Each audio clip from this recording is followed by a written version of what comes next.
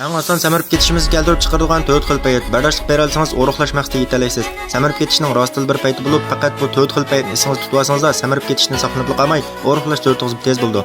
Kuchmaylar bir oyda 5 changdan 10 changgacha o'roqlaganlar cho'qim bu 4 xil paytni esid chang tutgan gap. Oldi bilan sahar soat 9 dan burun cho'qim nashta qilish kerak. Saharda nashta qilish modda almashishni ilgari surdi. Agar 9 dan keyin nashta qilmasangiz yoki nashtalik bilan tush tomoqni bir axlaysangiz, modda almashishni ostilib ketadi. Bu dal nurg'un odamlar 1-2 vaqt tomoq yesmi oson samirib ketishining sababi. Ikkinchi, tushdan keyin meva yesangiz 4 dan burun yang. 4 dan ishib ketsa meva va tatlı turum yemaslik kerak. Chunki meva yoki tatlı turumda yuqori miqdor qand bor bo'lib, o'riqlayotgan bu chaqda narsa yeyish qat'iy bo'lmaydi. Bo'lmasa texim o'ng'ay samirib ketasiz. 3-chi, kechlik tomoqni soat 7 dan burun yeb bo'ling. Agar 7 dan keyin yana yesangiz, uxlaydigan vaqtingiz qisqa bo'lib qoldi. Yegan yemak nurg'un energiyani hosil qilib, badanimiz uni hazm qila olmay, badan yig'ilib qoldi. Shuning bilan moy aylanib samirib ketishimizni keltirib chiqardi. 4-chi, oqshom uxlashdan burungi 3 soat jarayonida qursingiz ichib ketsa, qand, ichimlik ichishga va karbonatli pechin tarani yeyishga bo'lmaydi. Chunki bular qand miqdori beh yuqori. Uxlagan chig'imizda badanning modda almashish tuvan holat bo'ldi.